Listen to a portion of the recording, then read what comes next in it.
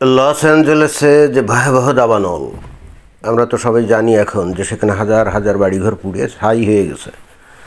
তো তার মধ্যে এই যে ভদ্রলোক তারও একটা বাড়ি পুড়ে গেছে এবং সেই বাড়িটা অনেক দাম ছিল।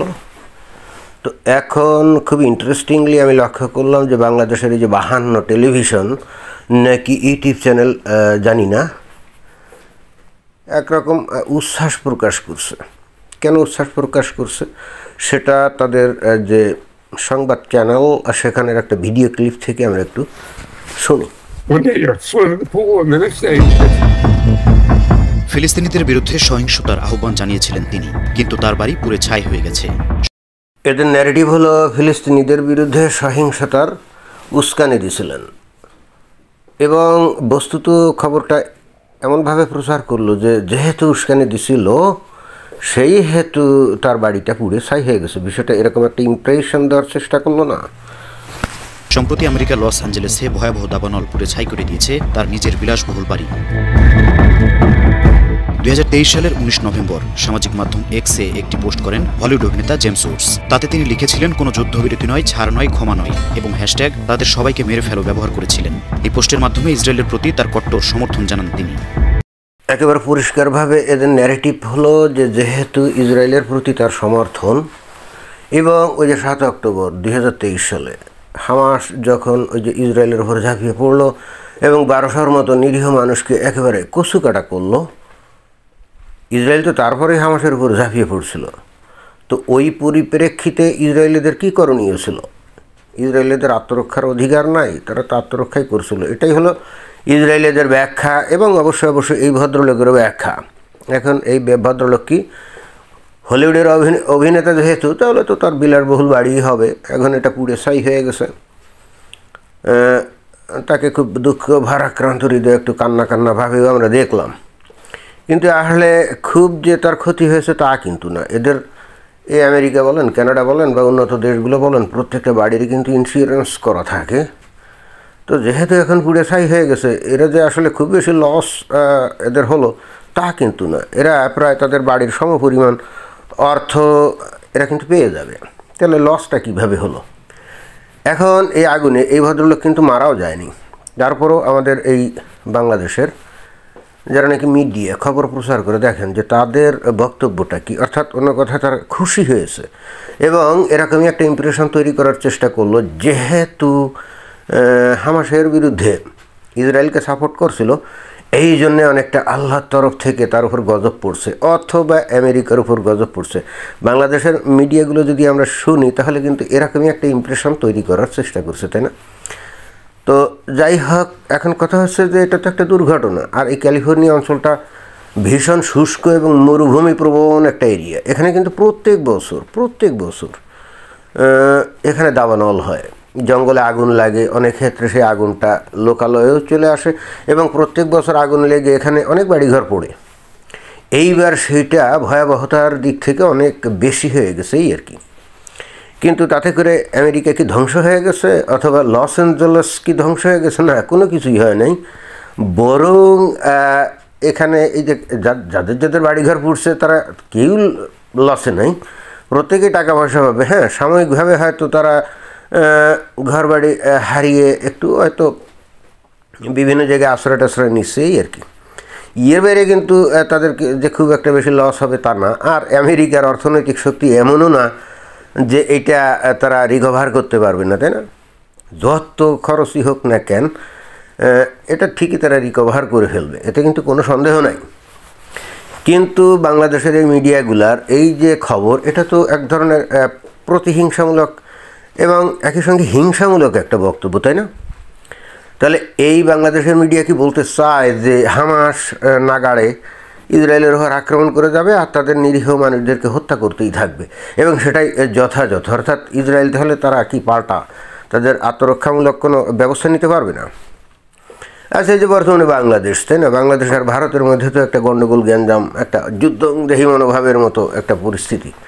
এখন কোনো ক্রমে যদি এই যে ভারত বাংলাদেশের সীমান্তে আমরা এখন দেখি বেশ উত্তেজনা। ভারতীয় যে বিজিবি বিএসএফ ওরা ওই যে কাঁটাতারের বেড়া নির্মাণ করার চেষ্টা করছে, আর বিজিবি অর্থাৎ বাংলাদেশের যে border guard, BGB border guard যে যারা, তারা নাকি বাধা দিচ্ছে। উত্তেজনা তৈরি হচ্ছে, কখন গুলাগুলি শুরু হয়ে যায় তার তো কোনো ঠিক নেই। এখন ঘটনাক্রমে যদি ভারতীয় বিএসএফ বাংলাদেশের উপরে গুলি বন্দুক মারে, হ্যাঁ, এবং যদি 2-4-5 জনকে মেরেও ফেলে সাধারণ পাবলিক, এবং বিজিবির প্রতি গুলি টুলি মারে, তাহলে বিজিবি কি তারা পাল্টা গুলি চালাবে না? এটাই তো ভারতীয় বিএসএফ যদি বাংলাদেশের দিকে গুলি মারে, তখন বিজিবি গিয়ে কি বলবে নাকি যে ভাই ভাই তোমরা আমাদেরকে মেরো না, তোমরা খামোখা আমাদেরকে মারছো কেন, হাত জোড় করে কি কথা বলবে, না পাল্টা গুলি চালাবে? অবশ্যই পাল্টা গুলি চালাবে, এটাই তো এখন হামাস তারা কি করলো, ওই ইসরায়েলের ওপর খালি হামলে পড়লই না, একেবারে একদিনে 1200-1300 লোকের মতো একেবারে মেরে কচুকাটা খালি করেই নাই, আরও প্রায় 250 জনের মতো ধরে নিয়ে তারা জিম্মি করছে। তো এখন ইসরায়েল কি গিয়ে বলবে হামাসের কাছে যে ভাই ভাই মাফ করে দাও, আমাদের এদেরকে ছেড়ে দাও, নাকি যারা আত্মরক্ষামূলক পাল্টা আক্রমণ করবে? আর যখনই পাল্টা আক্রমণ করবে তখন তো মানুষ মারা যাবে, এটাই স্বাভাবিক।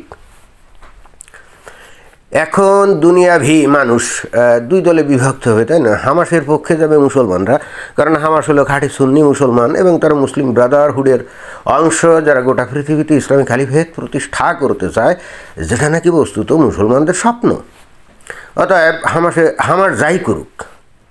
আর এমনিতেও তো ইহুদিরা ওই মুসলমানদের শত্রু সেই গত 14.5 বছর ধরে, এইটা যে ওখানে ইসরায়েল রাষ্ট্র প্রতিষ্ঠিত হয়েছে বলে যে মুসলমানরা এই ইহুদিদের বিরুদ্ধে সোচ্চার বা বিরোধী বা তাদের বিরুদ্ধে জিহাদ করে বা ইসরায়েলে হামলা চালায়, বিষয়টা এমন না।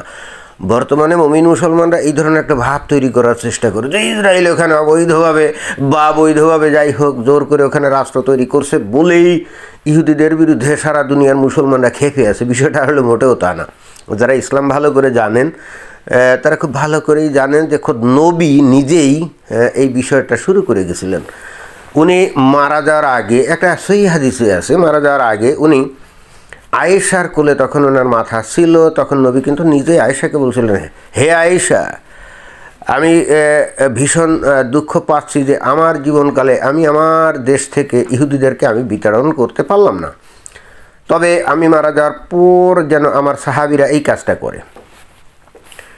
এবং খোদ নবী নিজেও তো ওই বিভিন্ন ইহুদি বস্তিতে গিয়ে উনি আক্রমণ চালিয়েছিলেন, কি চালান নাই?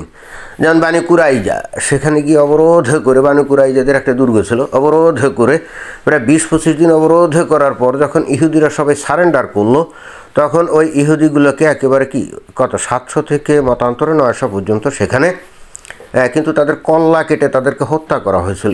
এই বিষয়টা তো সবাই জানে। অনেকে বলবে ওই বানি কুরাইজার লোকজন মুহাম্মদের বিরুদ্ধে কী করছিল, ষড়যন্ত্র করছিল। বিষয়টা আসলে তা না। আসলে ট্রেন্সের যে যুদ্ধ, খন্দকের যুদ্ধ, ওই যুদ্ধ শেষ করে নবী যখন বাড়িতে ফিরলেন, তখন হঠাৎ করে নাকি জিবরাইল তার কাছে এসে বলল যে হে নবী, তুমি এখন অস্ত্র সমর্পণ করে অর্থাৎ রেখে এখন বিশ্রামে যাচ্ছ, ওদিকে তো আরও তোমার শত্রু আছে। তো কারা?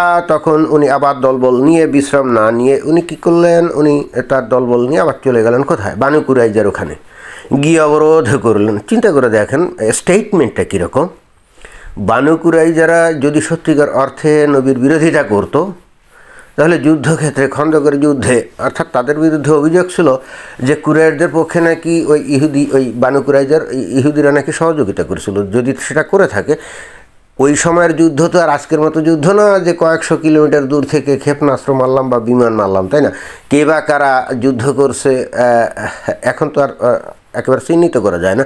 তখন তো ওই যে তরবারি, তীর, এইগুলো সামনাসামনি যুদ্ধ। তো বানি কুরাইজার লোকজন যদি সত্যি মুসলমানদের বিরুদ্ধে মানে নবীর বিরুদ্ধে যুদ্ধ করতো, তো ওখানে তো সবাই চিনতো নাকি? তা কিন্তু চিনতে পারে নাই। ফলে হচ্ছে কি, জিবরাইলকে এসে খবর দিতে হয়েছে, বুঝলেন? এখন আপনারাই বোঝেন। অতঃপর বানি কুরাইজার ফলাফল আমরা জানি যে 700 থেকে মতান্তরে 900 ইহুদিকে ওখানে হত্যা করা হয়। অর্থাৎ সূত্রপাত তো সেই 1450 বছর আগে। এবং নট অনলি দ্যাট, খায়বারে যে ইহুদি বস্তিতে নবীর আক্রমণ, সেটা তো সবাই জানে। সেখানেও ওইরকম ইহুদিদেরকে কচুকাটা করা হয় এবং তারপরে ওখানকার যে সর্দার কিনানা, ইহুদিদের সর্দার কিনানা, তার যে স্ত্রী সাফিয়া, এই সাফিয়াকে কি গনিমতের মাল হিসাবে প্রথমে ওই দাহিয়া কালবি নামে এক সাহাবীর ভাগে পড়ে, পরে সামহাও এটা নবী তার কাছ থেকে নিয়ে নেন, বলেন যে তুমি অন্য একটা নাও। তো যেটা জানা যায় যে নবী পরবর্তীতে তাকে নাকি করছিলেন, স্ত্রী হিসাবে মর্যাদা দিয়েছিলেন। ওকে, আমার মূল বক্তব্যটা হলো যে ইহুদিদের প্রতি এই যে বিদ্বেষ বা শত্রুতা এবং তাদেরকে চিরতরে উচ্ছেদ করে দেওয়া, ধ্বংস করে দেওয়া, এইটা যে ইসরায়েল রাষ্ট্র এই যে মাত্র 80 বছর আগে প্রতিষ্ঠিত হয়েছিল বলে শুরু, তা তো না, এটা তো 1450 বছর আগেকার ঘটনা, তাই না? এখন কথা হচ্ছে যে এত দূর আমি কেন ব্যাকগ্রাউন্ডে গেলাম? এই কারণে ব্যাকগ্রাউন্ডে গেলাম, এই যে বাংলাদেশের মিডিয়াগুলা এখন এই যে ইহুদিদের প্রতি যারা নাকি সমর্থন করবে তাদের বিরুদ্ধে এরকম বিষোদ্গার ছড়াবে, হিংসামূলক বক্তব্য দিবে। অর্থাৎ অন্য কথায় বলতে চাইল যে এই যে ভদ্রলোক, কী জানি নাম, কি উডস, এডওয়ার্ড উডস না এরকম, তো উনি কি করছেন, ইসরায়েলের পক্ষে উনি গেছেন, এই জন্যে তার বাড়িঘর পুড়ে ছাই হয়ে গেছে, এটাই এখানকার ইমপ্রেশন। অর্থাৎ আল্লাহ তার উপর গজব ফেলছে, তাই না? তো যাই হোক, এখন ইসরায়েল এবং হামাস এদের মধ্যে যখন যুদ্ধ হয়, হামাস মানে ফিলিস্তিন আর কি, তো যুদ্ধটা তো শুরু করেছিল হামাস, ইসরায়েল তো না। তা ইসরায়েল আত্মরক্ষার জন্য পাল্টা আঘাত করার ফলে অনেক নারী পুরুষ মারা গেছে, যেটা দুঃখজনক। বাট এটার জন্যও তো দায়ী হামাস, কারণ তারা গর্তের মধ্যে লুকিয়েছে আর উপরে দিয়েছে কি তাদের নারী পুরুষগুলোকে, তাই না? তো ইসরায়েল যখন বোমা মারবে তখন তো নারী পুরুষ কিছু মারা যাবে, আর আধুনিক যুদ্ধে তো এটাই হয়, এটা তো আর পুরনো আমলের যুদ্ধ না। যাই হোক, এখন এই ফিলিস্তিনের হামাস এবং ইসরায়েল যখন যুদ্ধ করবে, তাহলে একদল ইসরায়েলের পক্ষে যাবে আর একদল কি হামাসের পক্ষে যাবে। তো দুনিয়ার গোটা মুমিন মুসলমান তো হামাসের পক্ষেই যাবে, তাই না? আর পশ্চিমা দুনিয়া, ইহুদি, খ্রিস্টান, অমুসলিম, এরা যাবে কিন্তু ইসরায়েলের পক্ষে। এটাই যে কোনো যুদ্ধে তাই হয়, দুই পক্ষে। কিন্তু কথা হচ্ছে যে এই যে এডওয়ার্ড উডস, আমি জানি না উনি খ্রিস্টান নাকি ইহুদি নাকি নাস্তিককে জানে, বাট উনি ইসরায়েলের পক্ষে গেছিলেন, এই জন্যেই তার কী হয়েছে, বাড়িঘর ফুটে ছাই হয়ে গেছে। এটাই কিন্তু বাংলাদেশের মিডিয়ার ইমপ্রেশন। এবং শুধু তাই না, বাংলাদেশের মিডিয়াগুলো কিন্তু ওই যে লস অ্যাঞ্জেলেসের যে ভয়াবহ দাবানল হচ্ছে না, এর জন্যও কিন্তু তারা মনে করছে যে গাজার উপরে যে ইসরায়েল হামলা করছে, ইসরায়েলকে যেহেতু আমেরিকা ব্যাপকভাবে সাহায্য সহযোগিতা করছে, এই জন্যে আল্লাহ কী করছে, একেবারে আমেরিকার উপরে গজব নাজিল করছে, এরকম একটা ইমপ্রেশন তৈরি করার চেষ্টা করছে। ভালো কথা।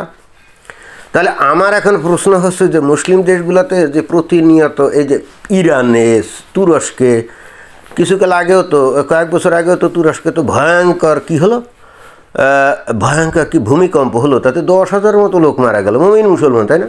তো তাহলে তুরস্কও কি আল্লাহর বিরুদ্ধে বিদ্রোহ ঘোষণা করছে, যে কারণে আল্লাহ তাদের উপরে গজব নাজিল করছে। তারপরে ইরানও তো প্রতিনিয়ত কী হয়, ভূমিকম্প হয়, প্রচুর মানুষ মারা যায়। কিছুদিন আগে আফগানিস্তানেও তো মারা গেল, বহু তালিবান পন্থী লোকজনও তো মারা গেছে, খাঁটি মুমিন মুসলমান। তো এইটা তাদের উপরে কি আল্লাহ গজব ফেলছে নাকি? আচ্ছা আচ্ছা, এইবারে সে মুমিন মুসলমান বলবে এটা হলো মুসলমানদের উপরে আল্লাহর পরীক্ষা। আমি জানি তারা বলবে এটা পরীক্ষা, ইটস ওকে, ফাইন। কিন্তু একটা জিনিস খেয়াল করতে হবে, এখানে হাজার হাজার ঘর বাড়ি পুড়ে ছাই হয়ে গেছে, এই যে লস অ্যাঞ্জেলেসে, কিন্তু এখানে মানুষ মারা গেছে মাত্রই 10 জন না। আর ওই যে ঘর বাড়ি পুড়ে ছাই হয়ে গেছে বললাম না, যে ইন্স্যুরেন্স কোম্পানি থেকে সবই কম্পেনসেশন পাবে। আমেরিকার ইন্স্যুরেন্স কোম্পানিগুলো তাদেরকে কম্পেনসেশন দিতে বাধ্য, এবং দিবেও যদি তারা অসমর্থ হয়, গভর্নমেন্ট থেকে দিবে। অর্থাৎ এমন কোনো ক্ষতি তাদের হয় নাই। এখন বিষয়টা হচ্ছে যে এই ভদ্রলোক উনি তো মারাও যান নাই, তাহলে এত উচ্ছ্বাস কিসের? তা এদের নয়নের মণি এই যে রইসি, এই ইরানের যে প্রেসিডেন্ট, কিছুকাল আগে যে মারা গেল হেলিকপ্টার দুর্ঘটনায়, তো এই রইসি কী কারণে মারা গেছিল? তো রইসি মারা গেলে কি এই পৃথিবীর অমুসলিম দেশগুলোতে কি এরকম উচ্ছ্বাস প্রকাশ করছিল নাকি? হ্যাঁ, মারা গেছিলো, তারা হয়তো মানে ভিতরে ভিতরে বিশেষ করে ইসরায়েল খুশি হয়েছিল, এটা আমরা জানি। কারণ এই রইসি তো ইসরায়েলের বিরুদ্ধে নানা রকম প্রক্সি ওয়ার শুরু করছিল, তাই না? হামাসকে সমর্থন করছিল। তো তখন আমরা কিন্তু পশ্চিমা মিডিয়াতে খুশির বন্যা আমরা দেখিনি। এই মুমিন মুসলমানরা সেই 2001 সালে যখন ওই যে টুইন টাওয়ারে হামলা হলো, তখন এই মুমিন মুসলমানরা কিন্তু ব্যাপকভাবে উচ্ছ্বাস করছে। কী করে নাই? এবং একই সাথে 7 অক্টোবর যখন 2023 সালে এই যে গাজার এই হামাস যখন ইসরায়েলের উপর ঝাঁপিয়ে পড়লো এবং 1200-1300 ইহুদিকে মেরে ফেললো, তখন সারা দুনিয়া মুমিন মুসলমানদের মধ্যে আমরা প্রচণ্ড উচ্ছ্বাস আমরা দেখছি, এইবার ইসরায়েল শেষ। এবং প্রতিটা মুহূর্তে যখন হুতি অথবা ওই যে হেজবুল্লাহ আগে যখন ওই মিসাইল টিজাইল মারতো, এবং এখনও হুতিরা নাকি সুপারসনিক মিসাইল টিজাইল মারছে বা হাইপারসনিক মিসাইল মারছে ইসরায়েলের মধ্যে যখন গিয়ে পড়ে, তখন আমরা মুমিন মুসলমানদের উচ্ছ্বাস দেখি। এখন প্রশ্ন হচ্ছে যে এই মিডিয়াগুলো এইভাবে উচ্ছ্বাস প্রকাশ করাতে এটা কি মুসলমানদের জন্য ভালো হচ্ছে কি না? একেবারেই ভালো হচ্ছে না। কারণ এর ফলে অমুসলিমরা টের পাচ্ছে যে এই মুসলমানরা কত ভয়ঙ্করভাবে অমুসলিমদেরকে, অর্থাৎ ইহুদি, খ্রিস্টান, হিন্দু, অমুসলিম এদেরকে ঘৃণা করে। এই ঘৃণার বহিঃপ্রকাশ। তা ঘৃণা তো ঘৃণাই জন্ম দেয়, তাই না? ঘৃণা কিন্তু ঘৃণাই জন্ম দেয়। পশ্চিমা দুনিয়া এরা অনেক দিন ধরে সভ্য আমরা জানি, এবং তারা মানবিকতা এবং সহমর্মিতা, এগুলোর মানবাধিকার, হিউম্যানিটি, মানবতা ইত্যাদির উপর তাদের সভ্যতা বর্তমানে প্রতিষ্ঠিত। কিন্তু মুমিন মুসলমানরা, সারা পৃথিবীর যে মুমিন মুসলমানরা, তারা তাদের আচরণ দিয়ে এই পশ্চিমা দুনিয়ার মানুষগুলোকে বা অমুসলিমদেরকে আস্তে আস্তে খেপাচ্ছে, যুগের পর যুগ ধরে খেপতে খেপতে খেপতে খেপতে এখন কি পাল্টা। এই যে এডওয়ার্ড যে উডস, উনি যে টুইটটা করছিলেন যে কিল দেম অল বা এইরকম বা নো সিজফায়ার ইত্যাদি, যে টুইট উনি করছিলেন, কেন করছিলেন? এমনি এমনি করেননি। কারণ এই ভদ্রলোকই মুমিন মুসলমানদের চরিত্র দীর্ঘদিন ধরে উনি অবলোকন করছেন, এবং এর ফলে এসে কিন্তু এই কর্মকাণ্ডটা উনি করছিলেন। আমার বক্তব্য হচ্ছে যে মুমিন মুসলমানরা সারা দুনিয়ার অমুসলিমদেরকে ঘৃণা করবে, তাদের বিরুদ্ধে বিষোদ্গার করবে, হিংসামূলক বক্তব্য দিবে। এরপর ধরা খেলে বা তাদের উপরে যখন মানে পাল্টা আক্রমণ শুরু হয়, তখন মানবতার কথা বলবে, হিউম্যানিটির কথা বলবে, মানবাধিকারের কথা বলবে। এই খেলা তো চলবে না। আগে কিন্তু এই খেলাগুলো খেলানো হয়েছে, এবং এতে করে পশ্চিমা দেশগুলো বিভ্রান্ত হয়েছে। বাট ওরা এখন আস্তে আস্তে টের পেয়ে গেছে যে মুসলমানরা এই খেলায়, অর্থাৎ ভিকটিম গেম খেলায় খুবই ওস্তাদ। হামাস যখন ইসরায়েলের উপরে ঝাঁপিয়ে পড়ে 1200 মানুষ মারলো, মুমিন মুসলমানরা উল্লাস করলো। পাল্টা যখন ইসরায়েল হামাসের উপর হামলে পড়লো, যখন শত শত না হাজার হাজার মানুষ মারা যেতে লাগলো, তখন মুমিন মুসলমানরা সারা পৃথিবী ব্যাপী আন্দোলন, সংগ্রাম, প্রতিবাদ করে বলল যে ইহুদিরা বর্বর, ইসরায়েলিরা বর্বর, অসভ্য, তারা মানবতার বিরোধী অপরাধে করছে, তাই না? অর্থাৎ মুসলমানদেরকে বাঁচাও। তা কেউ বাঁচাতে গেছিল? কোনো পশ্চিমা দেশ তাদের বাঁচাতে গেছিল? না, যায় নাই। কারণ এই পশ্চিমা দেশগুলোতে মুসলমানদের চরিত্র জেনে গেছে। এই মুসলমানরাই তো ওই যে ইসরায়েলের উপরে যখন হামলা চালালো, 12-1300 মারা গেল, তখন উল্লাস করছিল। এটাও তো তারা খেয়াল করছে নাকি? তো ওইটা খেয়াল করার পরে এরা যদি আবার আশা করে যে পরবর্তীতে মুসলমানরা আক্রান্ত হওয়ার, মানে পাল্টা, যেহেতু এরাই আক্রমণ শুরু করছিল আগে হামাস, তাহলে পাল্টা আঘাত খেতে হবে না, তখন লোকজন মারা যাবে না। তখন মুসলমানরা সারা দুনিয়াব্যাপী চিৎকার করে যদি বলে যে মুসলমানদেরকে মেরে ফেললো রে, অমুক করলো রে, তমুক করলো রে, তখন কি মুসলিমরা এগিয়ে আসবে না? এগিয়ে আসবে না। দূর থেকে হয়তো বলবে এই যুদ্ধ অমানবিক, এটা থামানো উচিত, এই পর্যন্ত ওই রকমই বলবে। বাট কেউ এসে বাস্তবে এগিয়ে আসা তো, মানে থামানো তো দূরের কথা, উল্টে তারা আরও কী করবে। এবং যেটা আমরা দেখছি করছিল, এই যে ইসরায়েলকে ব্যাপকভাবে অস্ত্রপাতি দিয়ে সাহায্য করেছে। কেন করছে? এটা কি মুসলমানরা কখনো চিন্তা করে দেখে যে ঘটনাটা কি? তারা যে দুনিয়াব্যাপী এত চিৎকার করলো মানবতার নামে, তারপরে কেউ তাদের কাছে এসে তাদেরকে সাহায্য করলো না। তো যাই হোক, বিষয়টা হলো এরকম। একতরফা আপনি ঘৃণা, বিদ্বেষ, হিংসামূলক বক্তব্য দিয়ে যাবেন, এবং পরবর্তীতে আপনি যাদেরকে হিংসা করলেন, ঘৃণা করলেন, তাদের কাছ থেকে ভালোবাসা পাবেন, সাহায্য পাবেন, সহযোগিতা পাইবেন, তাদের কাছ থেকে মানবতা আশা করবেন। জি না, হিংসাই সৃষ্টি করে, ঘৃণাকেই সৃষ্টি করে। ক্লিয়ার? বাংলাদেশের মানুষ ভয়ঙ্কর রকমভাবে এখন ভারতকে ঘৃণা করে। কেন? কারণ ভারতের মানুষ হলো হিন্দু, ধর্মীয়ভাবে তাদেরকে ঘৃণা করে, এটাই। তো এখন এরা কিভাবে আবার ভারতের কাছ থেকে ভালোবাসা আশা করে? অবশ্যই বাংলাদেশ যেহেতু ভয়ঙ্কর রকমভাবে ভারতকে এবং হিন্দুদের ঘৃণা করে, বাংলাদেশ পাল্টা ঘৃণাই ফেরত পাবে, এবং ভয়ঙ্করভাবে ফেরত পাবে। তখন বাংলাদেশ বলতে পারবে না আমাদেরকে মেরে ফেললো রে, কেটে ফেললো রে। এই ভিকটিম গেম খেলা তো চলবে না। মুমিন মুসলমান এটা বুঝে। ধর্ম তাদের হৃদয়, তাদের মস্তিষ্ককে এমন অসাড় করে ফেলছে, তাদের কাণ্ডজ্ঞান নাই, তার রেশনাল চিন্তাভাবনা নাই। দুই একজন এসে বলবে না না না এটা ঠিক না। ভাই, এই যে দুই একজন তোমরা এসে এই কথা বলো, তুমি কয়জন? সমাজে 100 জন মুমিন মুসলমানের মধ্যে তোমার পার্সেন্টেজ কত? হয়তো বড় জোর 5 নাইলে 10। তোমরা এসে মিষ্টি মিষ্টি কথা বলো, আমরা তোমাদের টেকনিক জানি। অর্থাৎ এই সমস্ত কথা বলে ধামাচাপা দেওয়ার চেষ্টা করে, রাইট? বাট 90% লোক তো তারা স্বীকারই করেন এটা ভুল। অর্থাৎ মুসলমানরা যে অমুসলিমদের প্রতি ঘৃণা করে, হিংসা বিদ্বেষ সৃষ্টি করে, সুযোগ পাইলে হামলা করে, 90% মানুষই এগুলো সমর্থন করে এবং এগুলাতে উল্লসিত হয়। আর 5 থেকে 10% লোক যদি এসে বলে যে না, কিছু লোক মানে কিছু মুমিন মুসলমান ধর্মের নামে সন্ত্রাসী কর্মকাণ্ড করছে বলেই কি তাদের ধর্ম ওগুলোকে সমর্থন করে নাকি? ভাই, আপনার ফালতু যুক্তি এখন আর কেউ খায় না। যারা ধর্মের নামে সন্ত্রাসী কর্মকাণ্ড করে তাহলে নিশ্চয়ই তাদের ধর্মের মধ্যে সন্ত্রাসী কর্মকাণ্ডের উপাদান আছে না? আপনি এসে অস্বীকার করলে তো হবে না। আর আপনি সংখ্যায় কয়েকজন? ওই আপনার বিরোধী হলেন 90 জন আর আপনি হলেন 10 জন। তো আপনার মতো ওই 10 জনের মিষ্টি কথায় তো কেউ ভুলবে না। যতদিন এই জিনিসগুলো আপনার উপলব্ধি করতে পারবেন, যত তাড়াতাড়ি পারবেন, তত আপনাদের মঙ্গল। আমার কথা অনেকেরই হয়তো পছন্দ হলো না, কিন্তু এটাই বাস্তবতা, এটাই ফ্যাক্ট। আমি কাউকে খুশি করার জন্য কথা বলি না। যা বাস্তব, যা ফ্যাক্ট, যা যৌক্তিক, যা দেখছি সেটাই বললাম। এর থেকে আপনারা সত্য কোনটা, মিথ্যা কোনটা এবং সঠিক কোনটা, বেঠিক কোনটা আপনাকেই বেছে নিতে হবে। সে অনুযায়ী চলতে হবে। যদি চলতে পারেন দুনিয়াতে টিকে থাকবেন, যদি না পারেন নিশ্চিন্ন হয়ে যাবেন। এটাই দুনিয়াতে যারা সক্ষম, যারা যোগ্য, তারাই টিকে থাকবে। And this is evolution, right? জগৎটা বিবর্তনের উপরেই চলে। আপনারা যতই ধর্মীয়ভাবে অস্বীকার করেন, the whole world is moving towards on the basis of evolution. You can't refuse it because your religion doesn't approve it, but this is fact. তো পরিশেষে এটাই ছিল বক্তব্য। ধন্যবাদ।